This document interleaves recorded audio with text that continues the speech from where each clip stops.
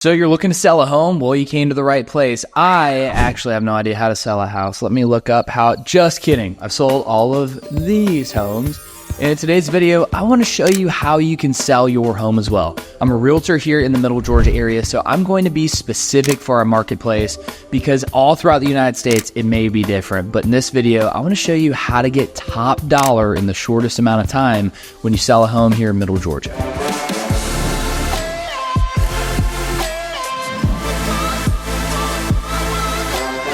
And hey, if you don't know me, my name is Luke Smith. I help people buy, sell, invest, and relocate all around the United States to Middle Georgia. So if you have any questions, need any help, go to the description below, book a call with me. Love to be able to serve you and your family.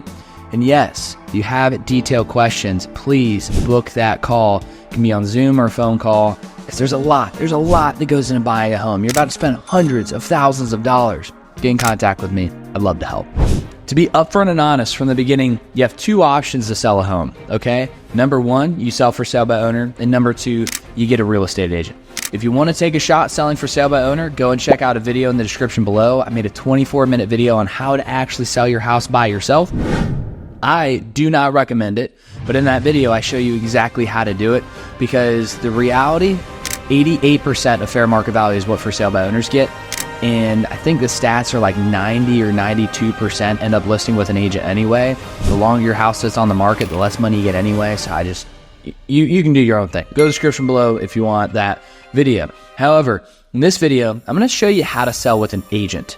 Okay. Me specifically, I'll reference everything that I do because what I do works. I'm not saying that with an ego or bragging, but the coaching that I have, the masterminds that I'm with, and all that stuff for North America is called Atlas Alliance. Okay, we are the top 600 producing real estate agents and teams all throughout the United States.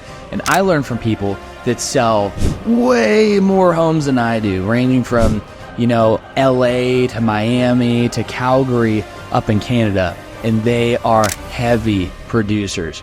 And the reason I bring that up is because I tailor what they do and I've brought it to Middle Georgia, and that's why I found so much success selling homes. So make sure you stay tuned detail for detail, because if you let something slip throughout here and you don't hire me and you're gonna use another real estate agent, the slightest thing throughout the process can completely ruin your chances of getting top dollar in a fragile real estate market like it is now. Yes, interest rates are coming down a little bit, but we're still seeing over 6% at the making of this video. And I want to make sure that you get the most amount of money. And that starts with picking the right agent. How do you pick the right agent?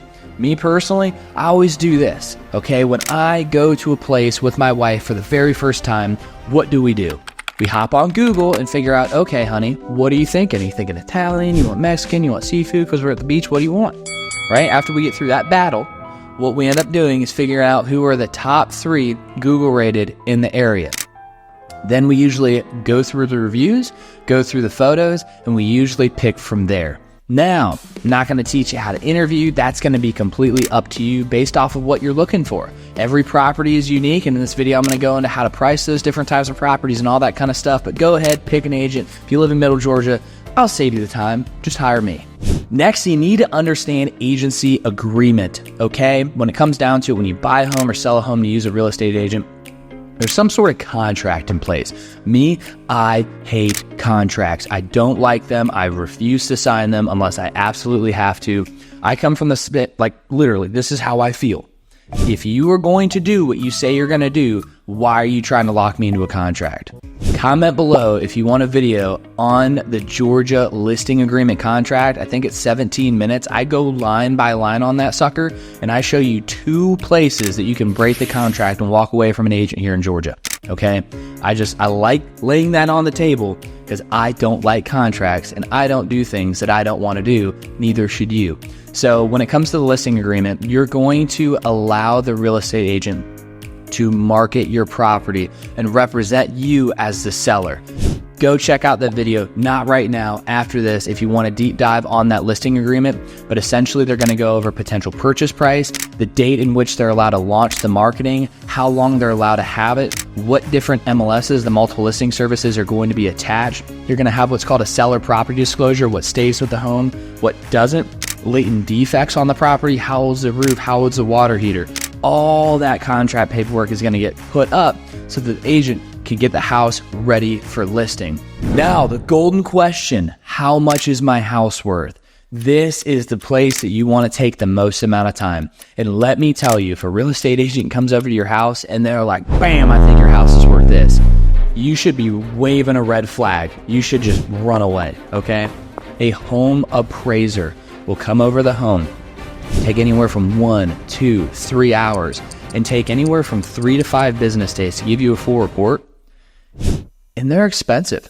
Average appraisal, cheap at $650, typical $1,000. Okay, somebody can just come over that hasn't gone to appraisal school, that hasn't done the 87-hour course here in Georgia, has not done their apprenticeship. How are we supposed to just come over and know how much your house is worth? Okay, but what I'm not saying is that you have to get a home appraisal done, but at a minimum, you need to get what's called a CMA, a comparable market analysis done, and you need to see the details. You got to see the results. If somebody just says, hey, I think it's worth this, don't listen to them. If you go on Zillow right now and check out their About section, go to the settings, it's somewhere deep on Zillow. They state that their home price for off-market homes are up to 7.5% off. And that's not to put Zillow down. That's all the real estate websites. That is all the online calculators, because they don't know the quality of the interior. They don't know the cleanliness, the declutter. They don't know the curb appeal. It's the internet, right? Got to give it a break.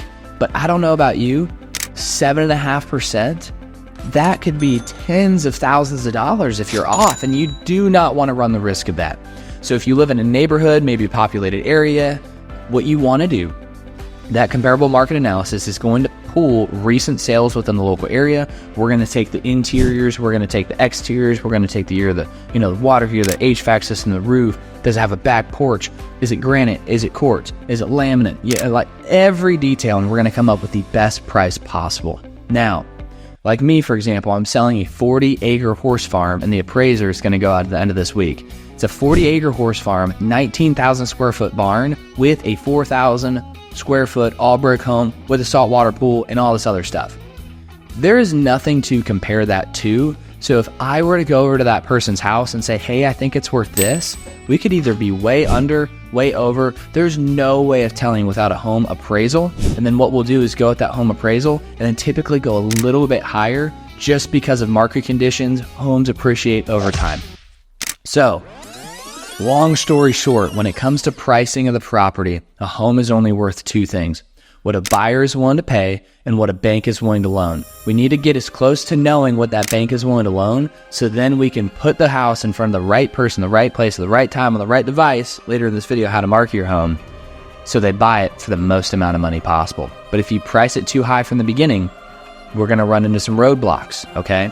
Because one of three things will happen during the home selling process. Within the first 14 days, you're going to get a bunch of showings, a bunch of offers. You're under contract. Congratulations, you're selling your home. Number two, you get showings, no contracts after 14 days. It means the market is telling you that your home is priced a little bit too high. We need to lower it anywhere from 1% to 5%. Now, we get no showings. We get no offers the first 14 days. We could be anywhere between 5 to 10% off fair market value for your property. So that's going to tell us. However, we want showings and offers within the first 14 days so they compete with one another, so you get the best price possible. You do not want the house sitting for more than 14 days. If it does, that's okay. Average days on market as of today is 57, a little bit higher than normal. However, if you can properly price the home and have people competing for your property, that's how you make more money. Next comes cleaning. Okay, I say this for two reasons. Number one, buyers are going to come through your home. But number two, we have to go through the appraisal process. Not a lot of homes sell for cash, and not a lot of people are going to pay cash for an appraisal, okay? All loans need an appraisal. We need to beat the appraisal. And when I spoke to an appraiser, the number one in Georgia, they told me three things increase the value of the property. Number one is cleanliness, number two is declutter, and number three is curb appeal. So the reason I want to start with cleanliness is when somebody walks through the home, it needs to smell new. And I know that's a big ask, especially if you have dogs. I have dogs, but the nice thing is I don't have carpet. But you become nose blind to your home. And I say this out of the most respectful way possible. Your home smells different than what you smell. You live there. it smells different than what you smell. So it's a good thing to have a real estate agent or somebody be honest and open with you about the smell of your property. And what I usually recommend is to get a professional cleaning company. If you need somebody and you're in the area, comment below cleaning. I love to show you the number one person. I've gone through dozens of home cleaners. I'm telling you, dozens, to the point where I just want to hit my head against the wall. And I finally found a group of Colombian women that clean homes better than anybody I've ever seen in my entire life. Her name's Yenny. She's amazing. Hire her. It will save you so much time, so much effort, and they'll deep clean the home to make it feel new. Not just visually, it will smell new, and it will actually be new cleanliness-wise. We also want to declutter, and what I mean by that is when somebody's walking through the home and they're imagining this is going to be their new home, we want it to be decluttered. The end table should be cleared off. There shouldn't be clutter on the kitchen counter. There shouldn't be clutter anywhere. Put those all on totes, put them in the garage. People know you're moving. You can have plenty of totes in there. But also, a pro tip, you don't want any family photography, because when a family's walking through your home and they're trying to imagine it being their home and they see you, psychologically, it's going to put them off, and their odds of writing an offer will go down because it doesn't really feel like their home. It feels like your home. And what I always recommend all my clients to do is go room by room in 4 corners, okay? Each corner of the room, you're gonna have these 4 piles. You're gonna have the keep pile, you're gonna have the trash pile, you're gonna have the donate pile, and you're gonna have the sell pile. You want to be able to declutter, and then everything for keep, you're going to get a box. You're going to put everything in the box. You're going to tape up the box, and then you're going to take a big old Sharpie, right? I even have my king size Sharpie right here. And you are going to write kitchen if that box is in the kitchen, living room if that was in the living room, main bedroom. You get the point. Because what you want to do is make sure that you know which boxes go where, and then you also have the sell pile, maybe a garage sale, maybe go on Facebook Marketplace. You make a good amount of money on there. Donate, and then you also have your trash. You know you have too much stuff. I have too much stuff. When I moved for the very first time from my barracks room at Fort Benning, Georgia, to my apartment before I married my wife, I had my car and I had her car. When we moved from that apartment, because we didn't move in with each other until we got married, when we moved from that apartment to our next apartment, we had truckload after truckload after truckload after truckload after truckload. I don't know how we as people accumulate so much stuff. I don't know. Like, I don't know why we need 4 sets of sheets. We use 1 set. I can understand having a second, when it's in the washer and dryer. I don't know. Ladies, you comment below and please explain this to me, because I'm never gonna understand. Next, let's talk a little bit about marketing. And I have a proprietary blend when it comes to marketing, and that is why I've been so successful selling homes. Nothing special about me. When you can get your home in front of thousands of more people than any other person can, the results tend to go up. That's exactly what I have to offer. Professional photography I pay out of pocket for. We're going to do the 3D virtual tour of your home so people can actually walk through. We're going to host what's called a virtual open house. If you want an in-person open house, I have other agents that can host those for me. I haven't found a lot of success when it comes to open houses. Kind of a waste of time, but what's not a waste of time is when we run a Facebook event with advertisement, going to a virtual open house where people can actually walk through on their computer and then talk to me live. We get way more activity. I don't know what's been going on lately, but people just don't like going out anymore. It's really confusing me. But what I do from there is I pull those appointments, I turn them into showings, and then I show the home. And just so you know, if you're my client, you already understand this. If I find the buyer through any of my marketing, and I represent you as a client, and I represent them as a customer, I immediately take 2% off the commission. So I'm trying to figure out how can I find a buyer for you so you can save money, okay? It's my main goal. I want to make sure that you make the most amount possible. But moving on with the marketing, I do everything through video. I do a professional video walkthrough with me in it, and that video gets sent out on Facebook, Instagram, TikTok, LinkedIn, and YouTube. From there, depending on how I see fit, because every property is different, we'll run advertisement. Typically, it's meta ads, so it's going to be Facebook, Instagram, but we also want to make sure that we go to the right people. And it just depends, because when you run an ad, you do not just simply draw a 25-mile radius on Facebook and then throw money at it, okay? Because if we do that, it's not going to people that are actively looking to buy homes. You could have somebody from New York. I have 3 buyers moving here from California right now as I speak. You never know who's going to be the right person for your home, and we want to be able to target the entire United States based off of keyword search, because Google's the #1 search engine. YouTube is owned by Google. We want to make sure that when somebody's searching for a home in Warner Robins, a home in Perry, Georgia, a home in Bon Air, Georgia, buying a home in Ellaville, buying a home in Hawkinsville, like all those keywords, we want to make sure that it pops up on their cell phone as an ad and they can't get away from us.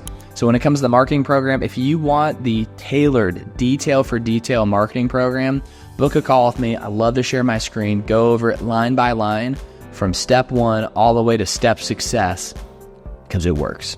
So the yard signs out front, the lock boxes on your house, we have it on the MLS, we have it on all the real estate websites, and we did a huge marketing push on social media. What next? Showings. Please understand this.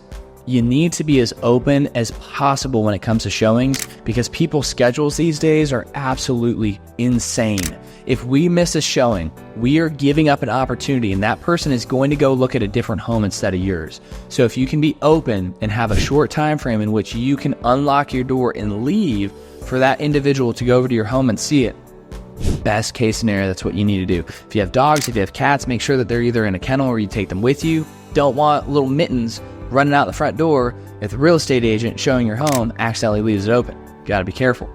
But at the end of the day, the showings are very, very important. Make sure that the home is clean. It doesn't have to be as clean as the day of photography, but it needs to be clean. Please no milk and Cheerios on the kitchen counter by accident, that's spilt.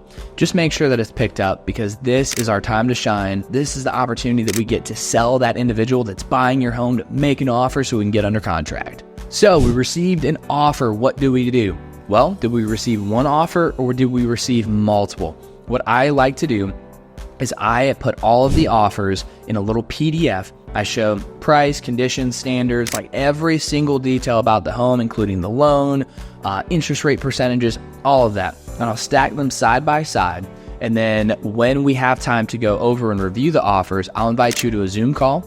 We'll go over each offer in depth, and then we will decide which offer is best for you, because not all offers are the same. Let's take this for example. Let's say we got a $400,000 all cash offer, closes in 14 days, no contingency, they don't want an appraisal, and they waived their inspection. They just want the house. But somebody comes along and they offer a $450,000 FHA loan that's going to close in 45 days, and the home is contingent, their offer, on their current home selling. Big difference. $50,000, however, 14-day close, 45-day close. They don't care about an inspection. They still have to go through an inspection. They don't want an appraisal. Appraisal's mandatory. They want to get in the house as soon as possible. These people have to sell their current home before they can even come through. But guess what? Once you accept an offer, it comes off the market, and now we're back to square one if somebody backs out. And yes, you can get earnest money. And of course, we should be asking for a minimum of 1%. However, those days on market, they don't stop just because you go under contract. A seller, so I was helping somebody buy a home a while ago. And within the first 3 days, they go under contract, but it kept elongating. It was a really, really sad story. I wish put a smile on my face, but it was devastating. I helped them buy a new construction home, and their house just kept sitting because the person that was out of state buying it, their home wouldn't sell. And it devastates me because I wasn't the listing agent. I didn't get to represent them on that side.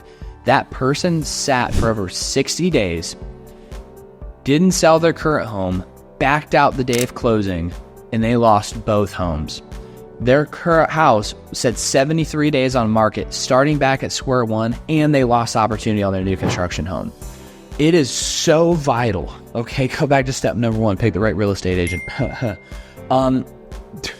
During this period, that the offer that you choose is one that we absolutely know will get to the closing table.